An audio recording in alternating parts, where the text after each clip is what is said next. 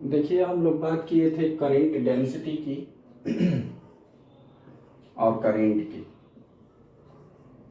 तो current density हम लोगों ने डिफाइन किया था कि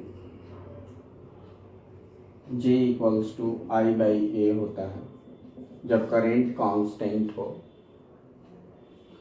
अगर करंट कांस्टेंट नहीं है किसी क्रॉस सेक्शन के थ्रू, तो उस केस में J इक्वल्स टू हम लोगों ने लिखा था D I upon dA. That means we take a very small differential area in which we can consider that current is constant और उसमें फाइंड कर दिया था।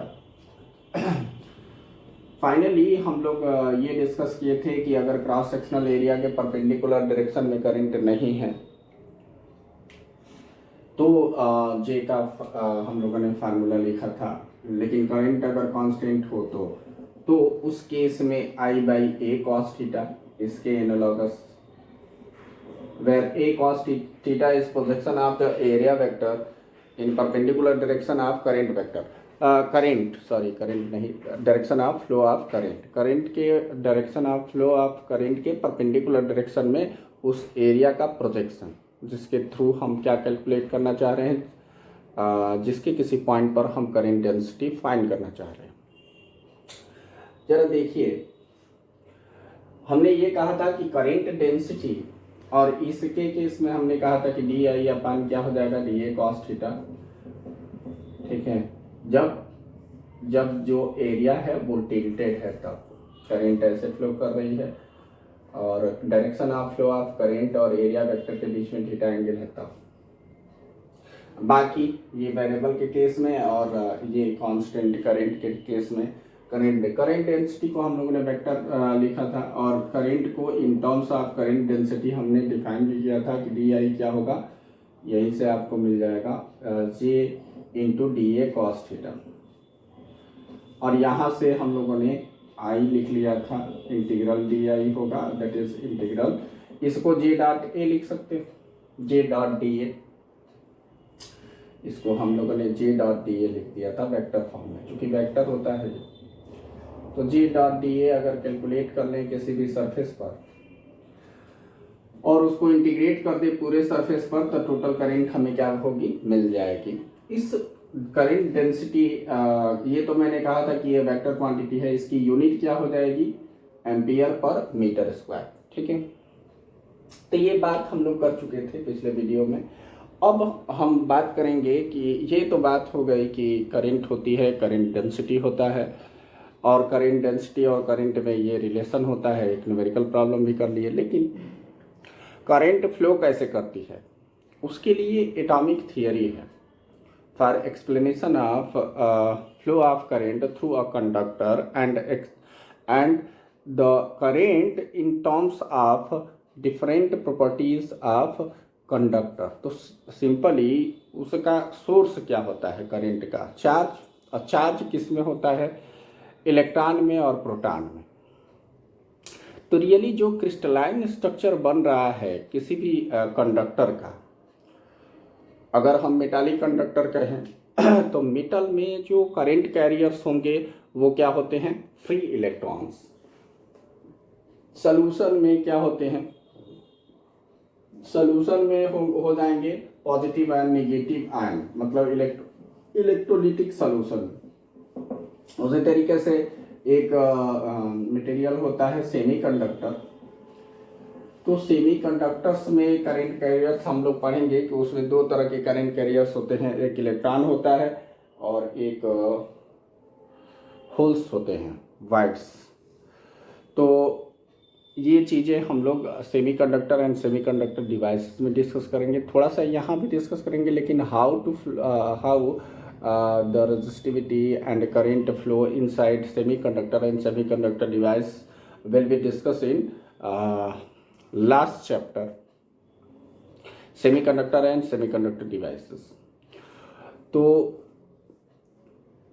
हमें मेनली यहाँ पर करंट के बारे में पढ़ना है कि किस तरीके से मेटालिक कंडक्टर में, जहाँ पर करंट कैरियर्स फ्री इलेक्ट्रॉन्स होते हैं, उसे हमें डिस्कस करना है कि उसमें करंट कैसे फ्लो करती है और उस कंडक्टर के किन किन प्रॉपर्टीज़ पर डिपेंड करती है वैल्यू ऑफ करंट। तो बात करते हैं कि एटॉमिक थ्योरी किस तरीके से एक्सप्लेन करती है behaviour of conductor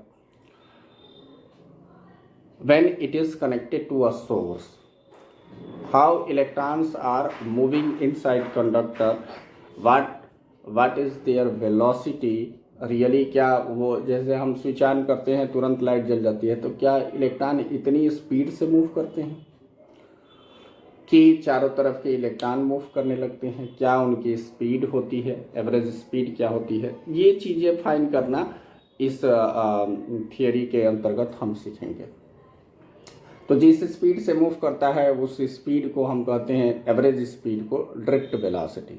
really electron कोई व्हीकल की तरह या हम कहें कि जैसे वाटर फ्लो करता है वैसे फ्लो नहीं करता जाता, वो रुक रुक के चलेगा। क्यों ऐसा क्यों? तो होता ये है कि अब हम बात कर रहे हैं सिंपली मेटालिक कंडक्टर में।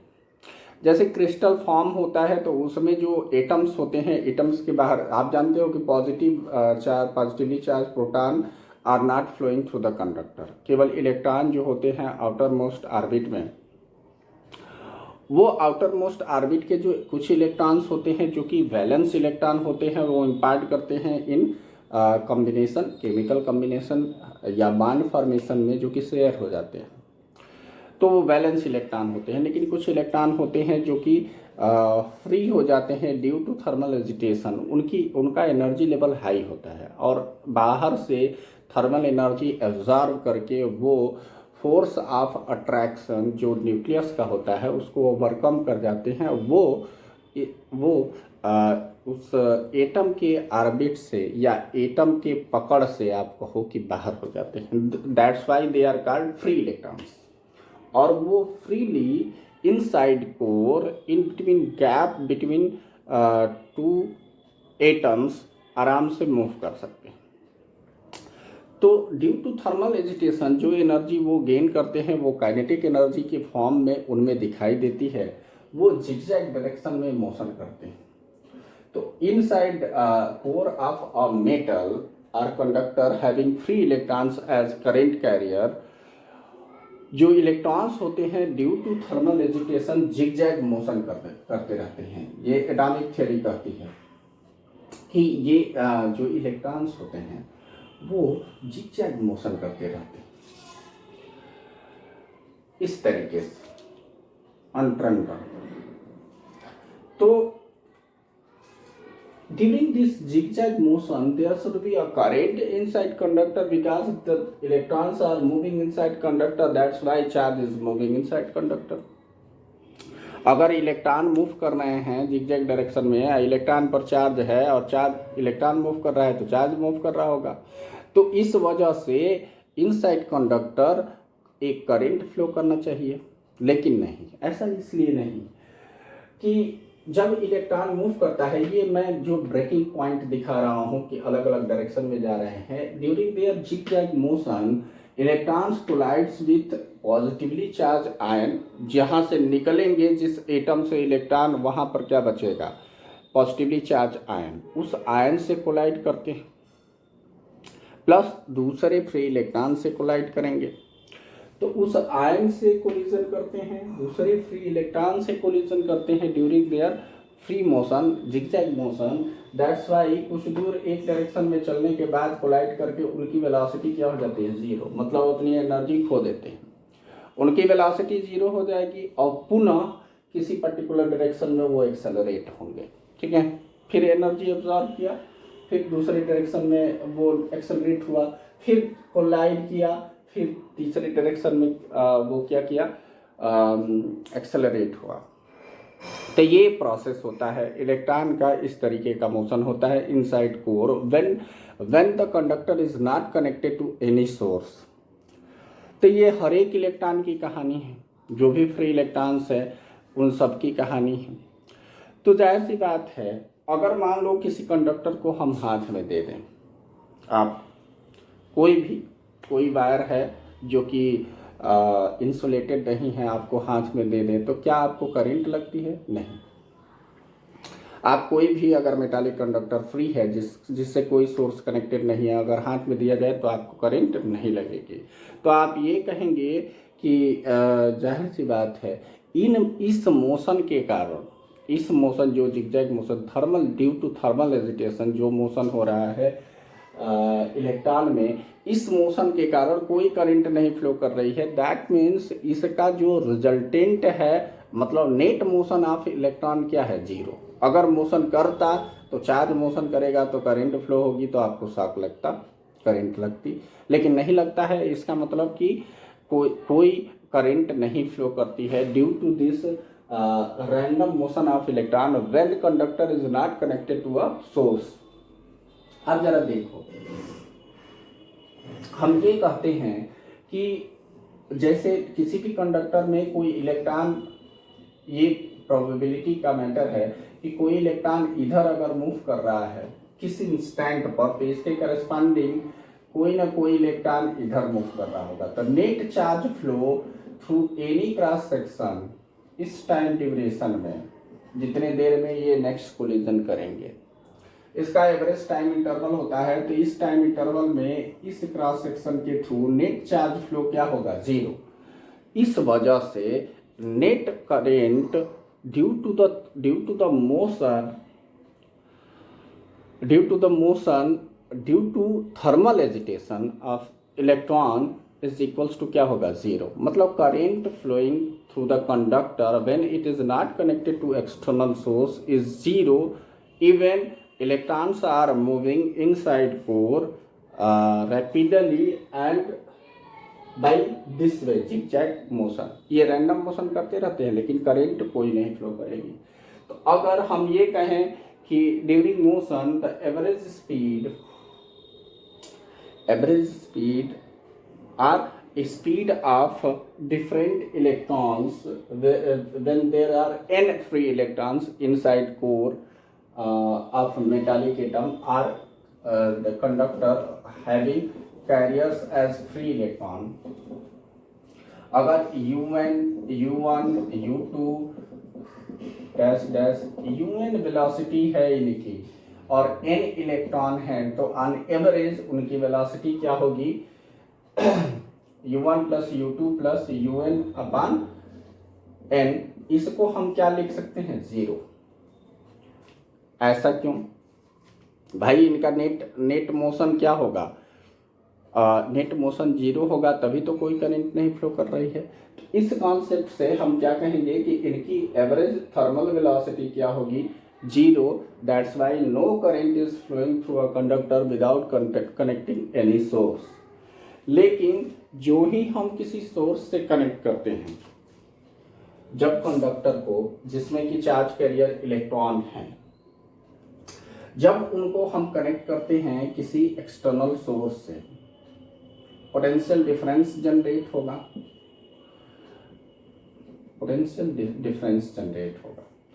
आप जैसे ही पोटेंशियल डिफरेंस जनरेट करोगे इसके एंड्स के बीच में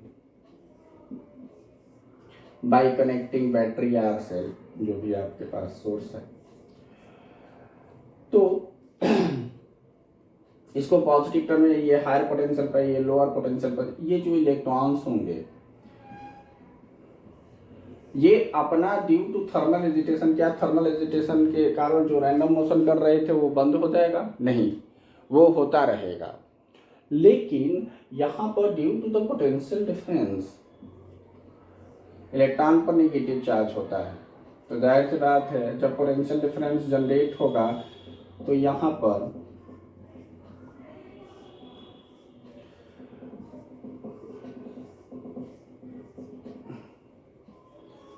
चलिए इलेक्ट्रॉन पर एक इलेक्ट्रिक फील्ड यहाँ जनरेट होगा थ्रू द कंडक्टर। जब पोटेंशियल डिफरेंस हम जनरेट करेंगे तो यहाँ पर पोटेंशियल डिफरेंस जनरेट होगा। अगर एल लेंथ का ये कंडक्टर है तो इसके एंड्स के बीच में जो इलेक्ट्रिक फील्ड जनरेट होगा वो V/L होगा। Electric field generated through the ends, और जाहिर सी बात है उसका डायरेक्शन क्या होगा, from positive terminal higher potential to lower potential. तो इलेक्ट्रिक फील्ड का डायरेक्शन क्या होगा, इस डायरेक्शन में होगा, इलेक्ट्रिक फील्ड इस डायरेक्शन में होगा, और उस इलेक्ट्रिक फील्ड का मैग्नीट्यूड क्या होगा, V/L। अब जरा देखिए, जब ये इलेक्ट्रिक फील्ड जनरेट हो गया तो ये इलेक्ट्रिक फील्ड क्या करेगा, इन इलेक्ट्रॉन्स पर फोर्स लगाएगा। अब बताइए इलेक्ट्रॉन्स पर किस डायरेक्शन में फोर्स लगेगा और कितना लगेगा। F equals to minus Q times E होता है, तो E टाइम्स, अगर इलेक्ट्रॉन पर हम चार्ज E से हम इलेक्ट्रिक फील्ड को रिप्रेजेंट करते हैं, इलेक्ट्रॉन के चार्ज को अगर मान लीजिए Q से या E से भी रिप्रेजेंट कर सकते हैं, E टाइम्स E के बराबर, चूंकि नेगेटिव चार्ज होता है तो इलेक्ट्रिक फील्ड के अपोजिट डायरेक्शन में फोर्स लगेगा, Fi लगेगा, माइनस E फोर्स लगेगा in opposite direction of electric field due to which electrons are accelerated, electrons क्या होंगे, एक्सेलरेट होंगे in opposite direction of electric field. Electric field के opposite direction में क्या होने लगेंगे, ये एक्सेलरेट होने लगेगी। तो रियली जो मोशन हम दिखा रहे थे यहीं से ये थोड़ा सा इस डायरेक्शन में शिफ्ट होते हुए इसका मोशन होगा। जरा देखो कैसे, अब ये कुछ इस तरीके से मोशन करेगा, अब यहां नहीं ठहरेगा, यहां ठहरेगा, है कि नहीं। अब इधर जा रहा है तो फोर्स लगेगा इस डायरेक्शन में ना, तो ऐसे आएगा, ठीक है। और फाइनली यहां तक आ गया, फिर वो ऐसे जाएगा और फिर वो यहां आके रुकेगा, ठीक है। तो कुछ इतना पूरे इस ऑसिलेशन में हमने जो दिखाया, आप देख रहे हो कुछ दूर, इतना दूर ये डिस्प्लेस हो गया इधर, इसका पोजीशन, ये जो डिस्प्लेसमेंट है वो due to presence of external electric field है। वो अपना डांस करता रहेगा, जो थर्मल एजिटेशन के चलते उसका डांस है। बट समझ जाओ कि कोई इलेक्ट्रॉन डांस कर रहा है, आप धागा बांध के एक पर्टिकुलर डायरेक्शन में उसको खींच रहे हो, तो वो डांस करता हुआ उस पर्टिकुलर डायरेक्शन में ड्रिफ्ट कर रहा है, ठीक है। वो डांस कर रहा है, लेकिन उस जो इलेक्ट्रिक फील्ड जिस डायरेक्शन में फोर्स लगा रहा है उस डायरेक्शन में भी एक्सेलरेटेड मोशन कर रहा है along the direction of force, ठीक है। अच्छा, तो इस तरह से वो ड्रिफ्ट करेगा। ड्रिफ्ट इसलिए है कि वो कंटिन्यूअस मोशन नहीं कर रहा है कि पर्टिकुलर डायरेक्शन में वो चलता जाए, एक्सेलरेटेड मोशन करे E/m के हिसाब से। वो क्या कर रहा है, वो कोलाइड कर रहा है, रुक रहा है, फिर चल रहा है, वो चीज़ें अभी भी हो रही हैं। लेकिन तब पर भी उसको रुकना था यहाँ, तो रुका यहाँ इतने टाइम ड्यूरेशन में, ठीक है। तो कहने का मतलब उसका net displacement due to electric field इतना हुआ इतने टाइम इंटरवल में। आइए ऐसा ये इसलिए हो रहा है कि इलेक्ट्रिक फील्ड इस इलेक्ट्रॉन पर क्या कर लगा रहा है, फोर्स। तो इस इलेक्ट्रिक फील्ड के प्रेजेंस के कारण इलेक्ट्रॉन एक पर्टिकुलर डायरेक्शन में डिस्प्लेस होने लगेगा, मतलब इसमें एक वेलोसिटी आ जाएगी। उसी वेलोसिटी के एवरेज वैल्यू को हम कहते हैं ड्रिफ्ट वेलोसिटी। क्या कहते हैं, ड्रिफ्ट वेलोसिटी। तो अब हम आपको टॉपिक बताएंगे ड्रिफ्ट वेलोसिटी, ठीक है, and expression for drift velocity in terms of this electric field. हमने इतना एक्सप्लेन किया, इस तरीके से एक्सप्लेनेशन देता है एटॉमिक थ्योरी। हम ये एक्सप्रेशन फॉर ड्रिफ्ट वेलोसिटी भी फाइंड करेंगे यही एज्यूम करके, एटॉमिक थ्योरी को ही यूज करके, ठीक है। तो आप इस टर्म को लिखेंगे, इसको एक्सप्लेन करेंगे कि due to thermal agitation average velocity of electron is 0, ठीक है। तो एक्सप्रेशन फॉर ड्रिफ्ट वेलोसिटी, और ड्रिफ्ट वेलोसिटी होती क्या है उसकी डेफिनेशन, ठीक है। तो average velocity gain by electron in opposite direction of when a potential difference is applied between ends of conductor, the average velocity gained by electron in opposite direction of electric field, or average velocity by which electron drifted in opposite direction of electric field when potential difference is applied in between ends of conductor is called its drift velocity. वो average होगी, that's why it will be a constant velocity. Average किसी भी चीज का क्या होता है? Constant. आप यही पढ़े हो. तो वो कांस्टेंट वेलोसिटी जिससे कि इलेक्ट्रॉन ड्रिफ्ट करने लगता है through the conductor when an when a potential difference is applied between ends of conductor is called its drift velocity. ठीक है. तो उस एवरेज वेलोसिटी की वैल्यू हमें फाइंड करनी है.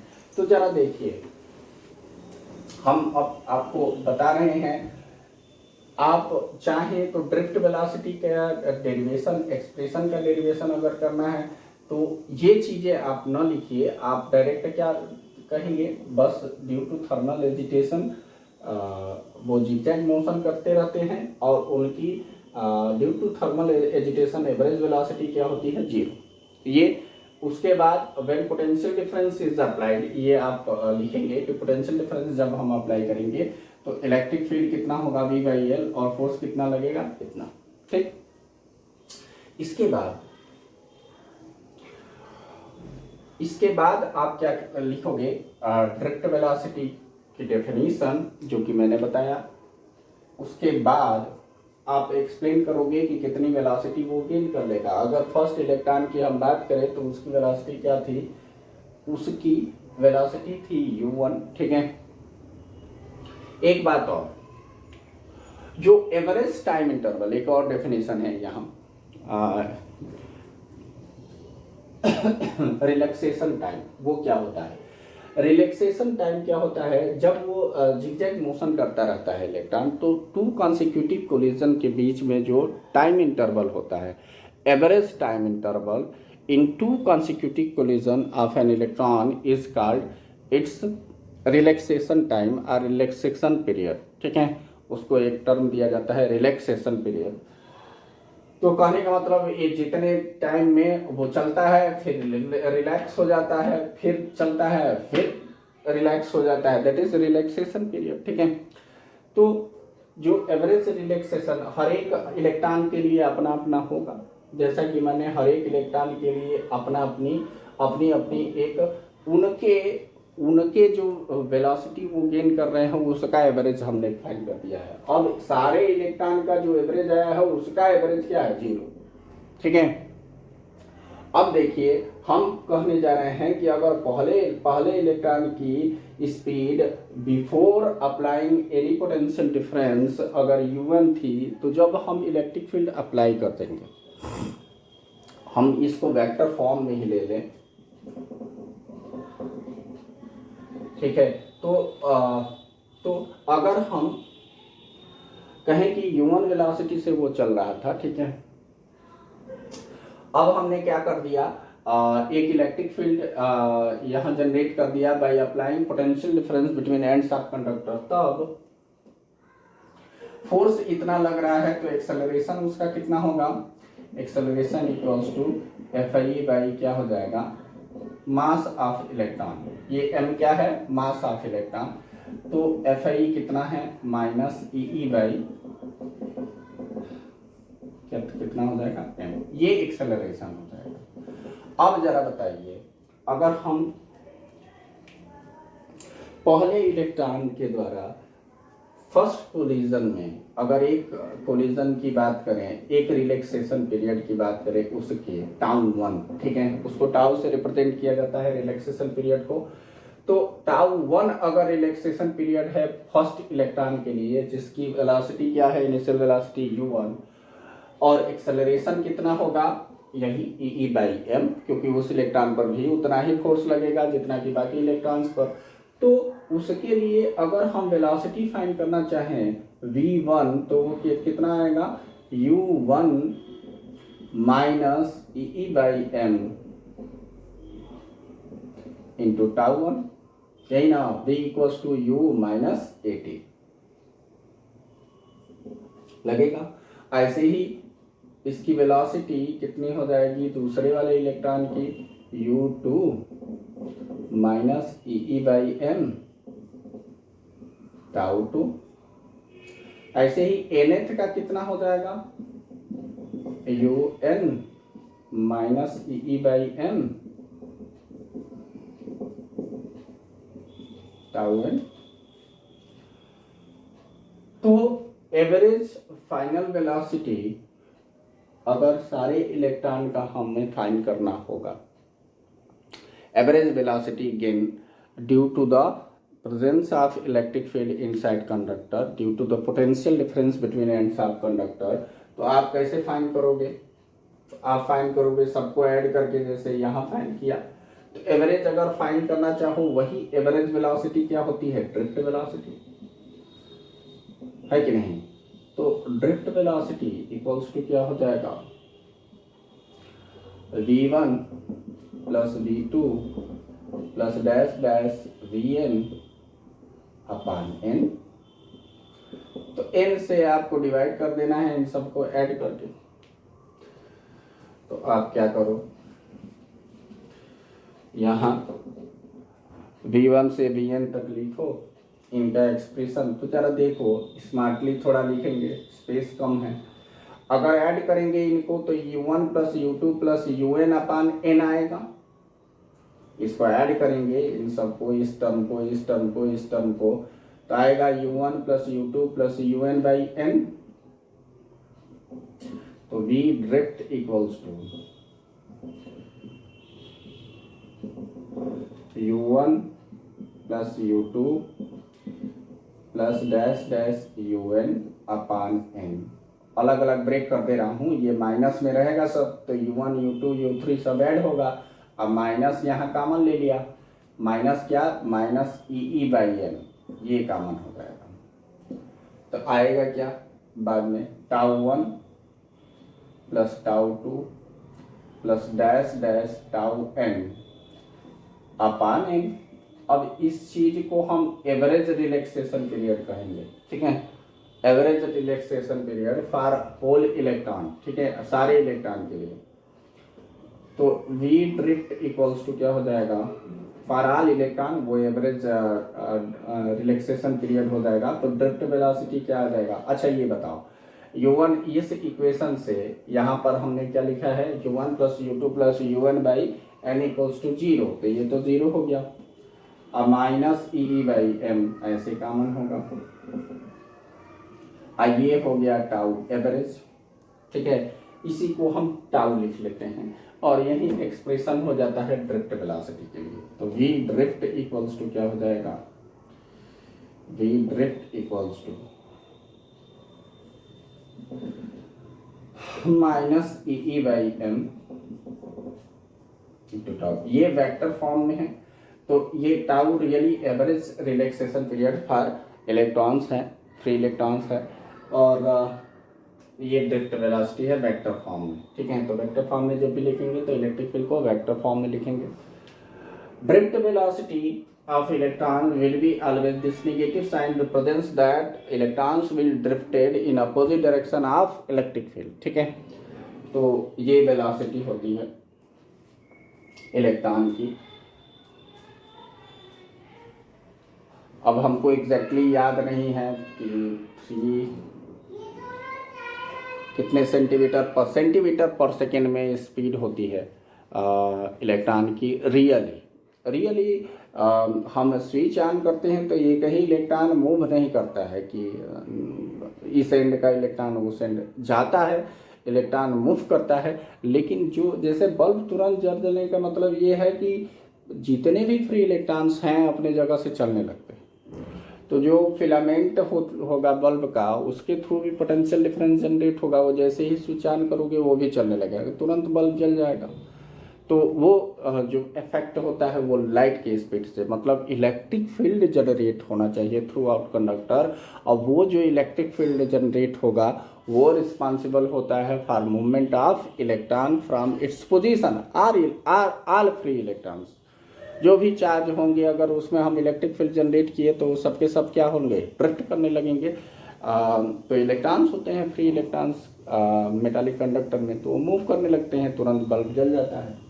तो ये एक्सप्रेशन है ड्रिफ्ट वेलोसिटी का in terms of electric field. अब हमें फाइंड करना है रिलेशन बिटवीन, मतलब एक्सप्रेशन फॉर इलेक्ट्रिक करंट। अभी तक आप करंट यही जानते थे कि चार्ज अपॉन टाइम होता है, तो एवरेज पढ़े, इंस्टेंटेनियस पढ़े। अब आप क्या सीखोगे, अब आप सीखोगे कि how current is expressed in terms of number of free electrons, drift velocity of electron. ठीक है, तो ड्रिफ्ट वेलोसिटी एंड करंट में रिलेशन या expression for current in terms of drift velocity of electron हमें सीखना है।